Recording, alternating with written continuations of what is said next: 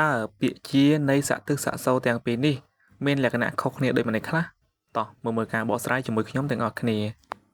ចំពោះពាក្យជាទី1នោះគឺចដាក់ស្រៈអៀនិងរអានថាជាថ្នាក់ពាក្យវាជាកិរិយាមានន័យថាចិត្តឬកាត់ដោយជំនាឧទាហរណ៍ជាស្លឹកចេក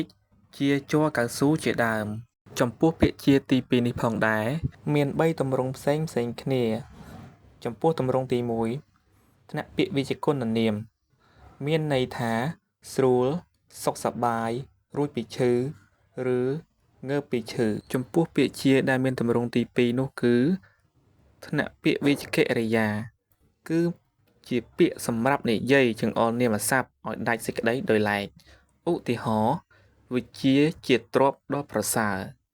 គាត់ជាមនុស្សស្លូតត្រង់ចំពោះពាក្យជាដែលមានទម្រង់ទី3នោះគឺថ្នាក់ពាក្យវាជានាមគឺគេចង់សំដៅទៅលើសត្វពស់មួយប្រភេទដែលមានពឹសខ្លាំង